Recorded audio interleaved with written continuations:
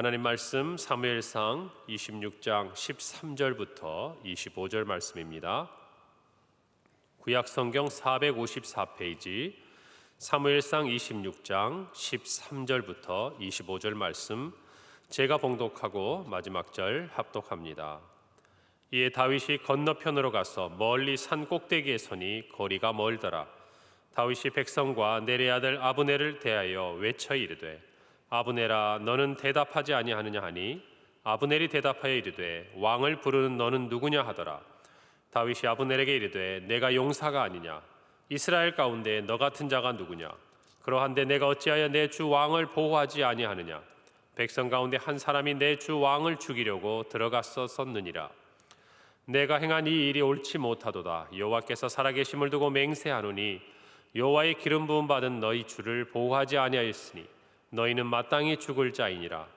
이제 왕의 창과 왕의 머리 곁에 있던 물병이 어디 있나 보라 하니, 사울이 다윗의 음성을 알아듣고 이르되, 내 아들 다윗아, 이것이 내 음성이냐 하는지라. 다윗이 이르되, 내 주 왕이여, 내 음성이니이다 하고, 또 이르되, 내 주는 어찌하여 주의 종을 쫓으시나이까? 내가 무엇을 하였으며 내 손에 무슨 악이 있나이까? 원하건대 내 주 왕은 이제 종의 말을 들으소서. 만일 왕을 충동시켜 나를 해하려 하는 이가 여호와시면 여호와께서는 제물을 받으시기를 원하나이다마는, 만일 사람들이면 그들이 여호와 앞에 저주를 받으리니, 이는 그들이 이르기를 너는 가서 다른 신들을 섬기라 하고 오늘 나를 쫓아내어 여호와의 기업에 참여하지 못하게 함이니이다.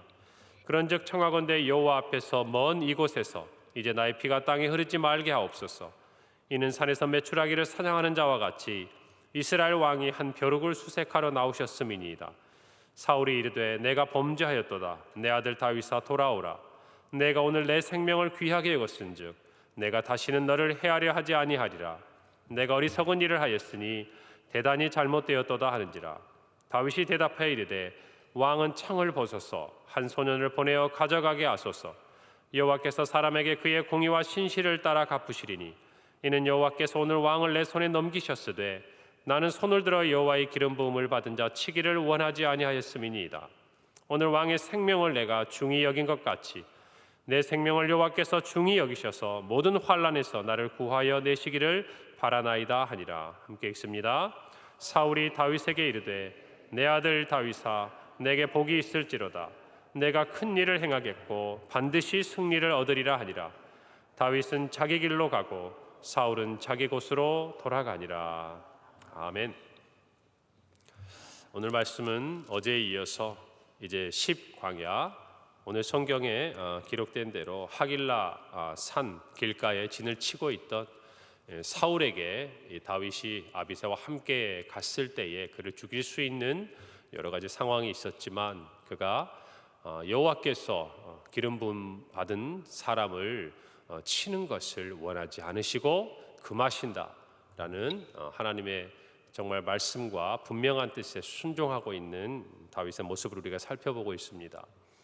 어제 사울을 죽일 기회가 있었지만 모든 상황을 뛰어넘어서 하나님이 기뻐하시는 일이냐, 또 하나님이 정말 금하시는 일이냐, 이 부분에 대해서 명확한 지식이 있었고 하나님의 뜻을 알고 있었던 다윗은 그 모든 상황 가운데서도 자신을 위해서 자신에게 유리하도록 그 상황을 해석하는 것이 아니라, 설령 자신에게 정말 또 다른 생명의 위협이 올 수 있다라는 생각을 할 수 있음에도 불구하고 그런 하나님이 기뻐하신 선택을 합니다. 이게 왜 어려운가 하면, 사람이 한 번은 그럴 수 있거든요. 24장의 엔게디 광야의 그 굴 속에서 한 번은 내가 정말 하나님의 뜻에 따라 순종하리라. 그런데 결과가 뭡니까? 다시 사울이 자기를 죽이려고 찾아오는 이 상황이 되는 거잖아요. 그러면 두 번째도 같은 상황이 되었을 때 사람은 또다시 그와 같이 하나님의 뜻에 순종하는 것은 쉽지가 않은 일이에요. 그럼에도 불구하고 다윗은 이 부분들을 동일하게 지켜가는 것, 정말 한결같이 그리고 온전하게 순종한다라는 것을 저희들이 말씀을 통해 배우고 묵상했습니다. 이제 정말 그 밤이 지나고 다윗이 사울을 멀리서 바라보고, 우리가 생각할 때는 저 산 멀리서 들리는 얘기가 어떻게 들리겠는가라고 여러분 생각하시지만, 이곳의 지형 자체가 여러분 깎아내리는 듯한 절벽이에요. 그러니까 눈앞에서 이렇게 큰 소리로 대화를 하더라도 여러분 그 절벽위를 기어서 올라갈 수가 없는 거죠, 잡으러. 그러니까 사울의 입장에서는 눈앞에 있는 다윗이 있어도 그 다윗을 잡을 수가 없는 그런 지형들을 가지고 있습니다. 그래서 이렇게 대화가 가능한데 오늘 성경에 보니까 정말 19절에 이제 다윗이 이렇게 쭉 이야기를 하고 있는 것들을 봅니다. 그 앞서서 이제 아브넬이 군대 장관으로서 사울을 지키지 못한 것에 대해서 책망하면서 그가 지난밤 사이에 어떤 일을 행했는지를 이야기를 하고 이어지는 19절에서 원컨대 내 주 왕은 이제 종의 말을 들으소서. 만일 왕을 충동시켜 나를 해하려 하는 이가 여호와시면, 그러니까 하나님께서 이 일을 행하고 계신다면 하나님께서 내 생명을 취하시는 것이 마땅하다 이야기하는 거예요.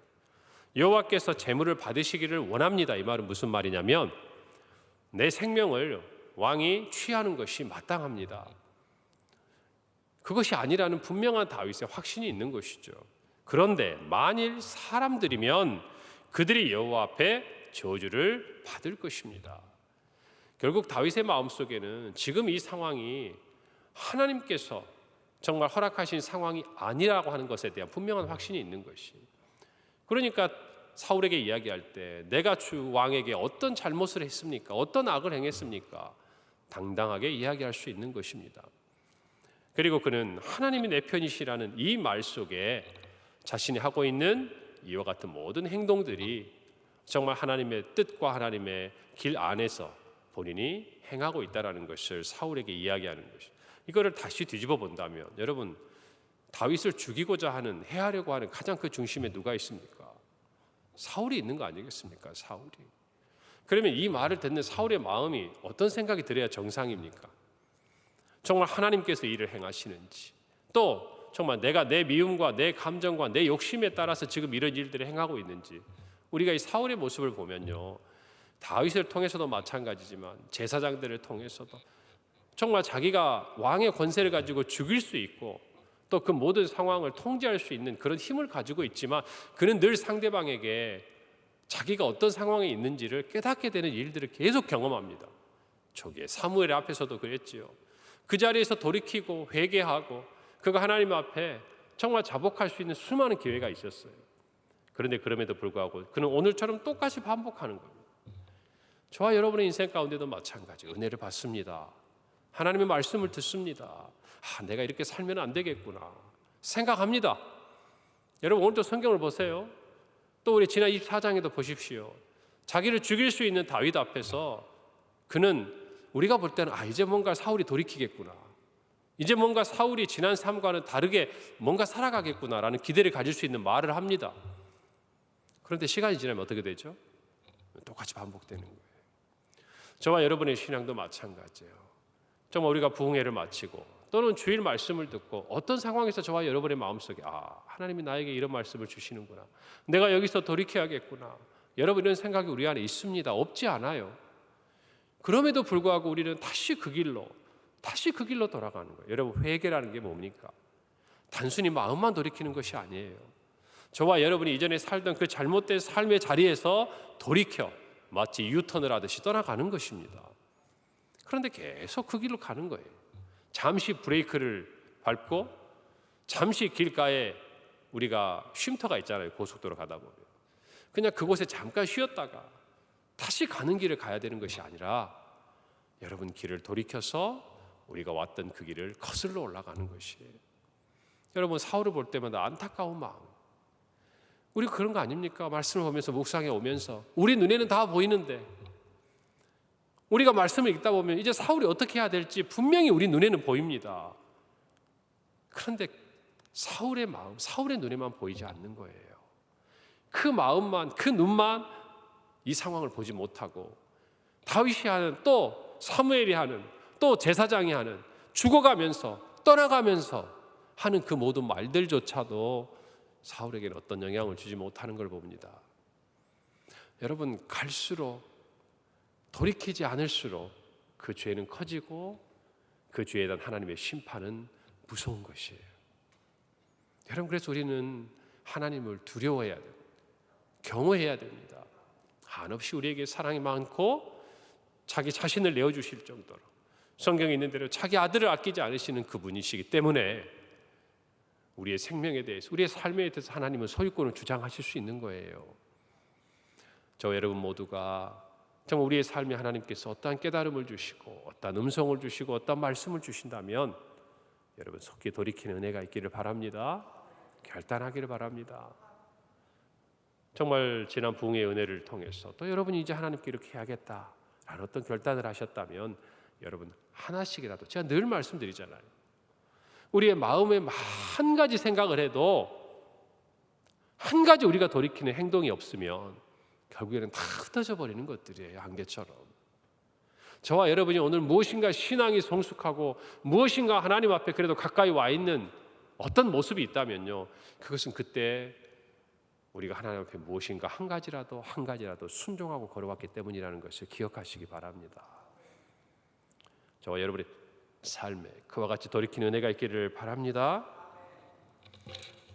21절에 보니까 사울이 이렇게 이야기합니다. 내가 범죄하였도다. 내 아들 다윗아 돌아오라.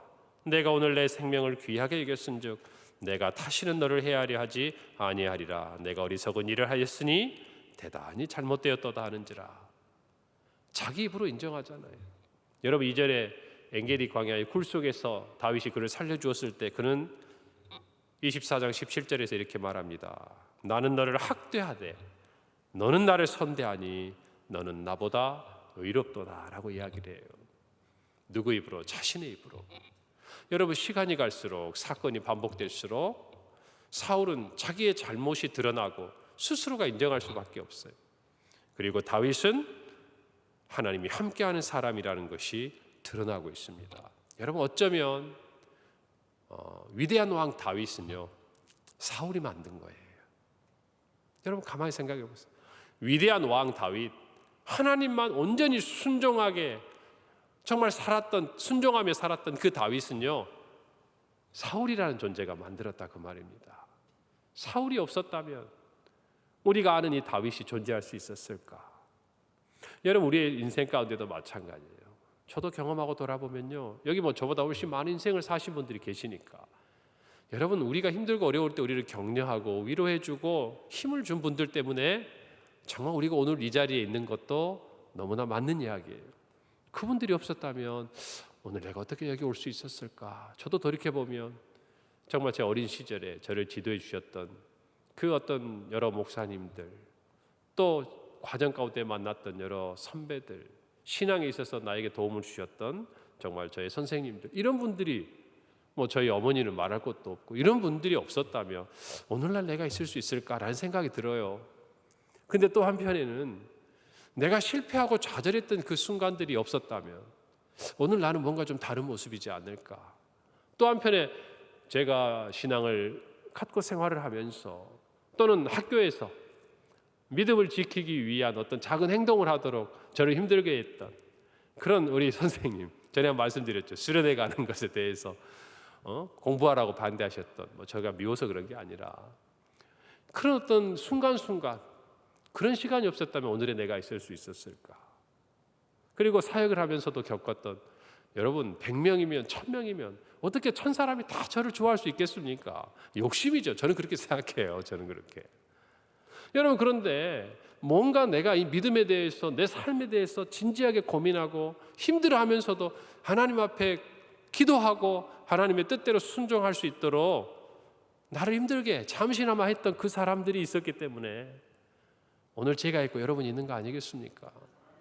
여러분 그러니까 인생 가운데 여러분이 힘들게 하는 사람이 있다고 그래서 여러분 그 사람을 똑같이 미워하거나 그 사람을 똑같이 저주하거나 그 사람을 똑같이 원망해 보세요. 같이 죽어요. 오늘 다윗을 보십시오. 사울이 아무리 자신을 미워하고 죽이려고 해도 다윗은 더 강해집니다. 더 성숙해집니다. 더 하나님 앞에 친밀해집니다. 사울이 만들어주는 거예요. 아이러니하게도. 여러분 그러니 오늘 우리가 살아가면서 여러분의 인생에 주변이 다 평안한 것 같고 다 정말 화목한 것 같고 그러기를 바랍니다. 전 진짜. 여러분 그러나 인생이 늘 그렇게만 살아갈 수 있나요? 힘들 수도 있고 좋았던 관계도 잠시 어려워질 수도 있는 것이고 여러분 그런 속에서 오늘 이 말씀처럼 사울이 다윗을 만들어가고 빚어주는 것처럼 하나님께서 그 누군가를 통해서 나를 빚어주시는구나. 여러분 그렇게 생각하셔야 돼요. 아시겠죠? 꼭 이렇게 뭐 남이거나 나를 미워하는 게 아니라 내가 사랑하는 가족 중에서도 정말 나를 힘들게 할 수 있습니다. 여러분 그런데 그 힘들게 하는 시간이 지나고 나면요, 그 내 사랑하는 뭐 배우자가 됐든 자녀가 됐든 또 부모가 됐든 그 누구 때문에 내가 다윗처럼 아름답게 빚어져가는 은혜가 있어야지, 서로 상처 입고 아파하는 모습으로 그렇게 남겨져 있다면 안타까운 일이잖아요. 저는 이런 생각을 해요. 누구 한 사람은 다윗이 돼야 돼요. 할렐루야. 우리 가정 안에 누구 한 사람은 다윗과 같은 사람이 있어야 되고, 우리 직장 안에, 우리 일터 안에 누구 한 사람은 다윗과 같은 사람이 있어야 돼요. 그래야 모두가 사는 거예요. 할렐루야. 각자의 행함을 따라서 하나님께서 판단하시지만 여러분이 그 자리에, 삶의 자리에 다윗과 같이 하나님을 바라보는 사람이 되시기를 바랍니다. 25절에 보면요, 주기로 했던 사울이 축복합니다. 내 아들 다윗아, 내게 복이 있을지로다. 내가 큰 일을 행하겠고 반드시 승리를 얻으리라 하니라. 이게 무슨 말입니까? 내가 왕이 되겠다는 말과 똑같은 말이죠. 그는 엔게디 광야에서 굴에서 그를 살려주었을 때도 이렇게 말합니다. 보라, 나는 내가 반드시 왕이 될 것을 알고 이스라엘 나라가 내 손에 견고히 설 것을 안다 그랬습니다. 사울 왕은 같은 말을 똑같이 다르게 반복하고 있는 것이에요. 저와 여러분의 정말 삶 속에서 하나님께서는 이와 같은 은혜를 주실 줄 믿습니다. 여러분이 힘들게 하고 어렵게 했던 그 사람이 결국 정말 우리가 믿음으로 행한 이 모든 일을 인정해 주었을 때, 여러분 그것은 그냥 나를 좋아하고 나를 사랑하는 사람이요, 너는 잘 될 거야, 너는 잘했어, 너는 믿음으로 정말 잘하고 있는 거야 라고 얘기하는 것보다요, 여러분 말로 설명할 수 없는 감격과 희열이 있어요. 신앙 안에서. 얼마 전까지만 해도 저를 핍박하고, 야 너가 뭐 예수가 하나님이 있냐, 뭐 네가 믿는데 뭐, 야 너는 예수 믿는데 이 모양 이 꼴이냐, 나를 그렇게 힘들게 했던 그 사람이 어느 날 와가지고, 야 내가 보니까 네가 믿는 하나님이 살아계시기는 계신가 보다, 너를 보니까 진짜 그래도 네가 예수 믿고 사는 것이 오늘의 내가 인정하는 어떤 모습을 준 것 같다, 내가 미안하다 그동안. 여러분 이 말을 듣는다고 생각해 보세요. 그거는요, 나를 사랑해 준 사람이 나를 인정해 주는 말과는 어떤 면에서는 그 말도 소중하지만 비교할 수 없는 말이에요. 여러분 바라기는 여러분의 평생에 그런 얘기를 간혹 듣기를 바랍니다. 자주 들으면 안 돼요. 인생 힘들어지니까 자주 듣지를 말고 간혹 한 번씩은 그걸 들어야 하나님이 정말 나와 함께 하시는구나, 하나님이 정말 내 편에 계시구나, 여러분 이게 정말 느껴지는 거거든요. 그러면 그 다음에 어떤 사람이 와서 또다시 나를 힘들게 해도 사람이 당당해지는 거예요. 믿음 안에서. 네가 아무리 그렇게 해봐라, 언젠가 네 입으로 나한테 내가 믿는 하나님 나도 믿을 수 없냐라고 이야기할 거야. 여러분 이런 믿음으로 우리가 이런 어떤 확신을 가지고 세상을 살아가야 되는 것이에요.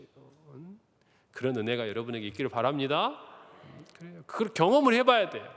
특히 우리 젊은 다음 세대 애들이, 자라가는 우리 청소년들이, 우리 청년들이 진짜 삶의 자리에서 이런 걸 한 번만 경험하면 정말 하나님 살아계시는구나.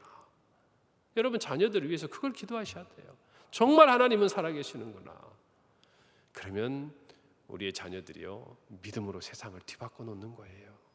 미움을 사랑으로, 증오를 애정으로 다 바꿔버리는 거에 가가지고. 저와 여러분에게도 오늘을 살아가면서도 그런 은혜가 있기를 간절히 바라는 것이에요. 마태복음 5장 16절에 이같이 너희 빛이 사람 앞에 비치게 하여 그들로 너희 착한 행실을 보고 하늘에 계신 너희 아버지께 영광을 돌리게 하라. 저와 여러분이 다윗을 보면서 정말 이와 같이 하나님이 기뻐하실 만한 착한 일들을 행하고 우리 믿음을 지킴으로 우리 주변에 있는 사람들이 하나님께 영광을 돌리는 복된 삶이 저와 여러분이 되기를 바랍니다. 오늘 24절에 보면 오늘 왕의 생명을 내가 중히 여긴 것 같이 내 생명을 여호와께서 중히 여기셔서 모든 환난에서 나를 구하여 내시기를 바랍니다. 여러분 보세요. 사울은 다윗 너가 내 생명을 살렸구나, 내가 내 생명을 귀하게 여겼구나 라고 얘기했지만 다윗은 뭐라고 얘기합니까? 내 생명을 여호와께서 중히 여기시길 바랍니다. 철저하게 하나님을 의지한 거예요.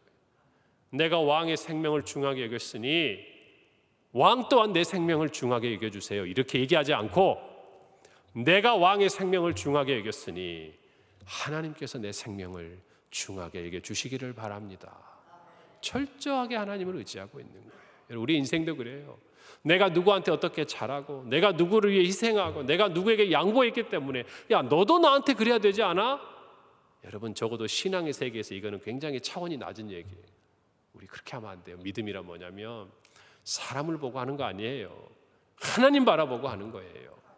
오늘 여러분이 다윗과 같이 이 믿음을 가지고 여러분의 삶의 자리를 용서와 화평과 정말 사랑의 자리로 뒤바꾸어가는 놀라운 은혜가 있기를 바라고, 정말 하나님께서 조금 전에 말씀드린 대로 정말 여러분에게 모든 환경을 역전시키고 뒤집히는, 정말 그들의 입술로 하나님을 찬송하는 놀라운 믿음의 역사가 여러분의 삶에 나타나길 바랍니다.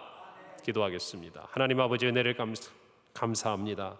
오늘 이 아침에 우리에게 주신 이 말씀을 붙들고 어떤 상황에서도 하나님을 바라보고 믿음으로 나아가는 우리 모두의 삶이 되게 하여 주시옵소서. 하나님께서 우리의 모든 생명과 우리의 삶과 우리가 기도하고 우리가 바라는 모든 것들을 지키고 보호하여 주옵소서. 예수님의 이름으로 기도합니다. 아멘. 하늘에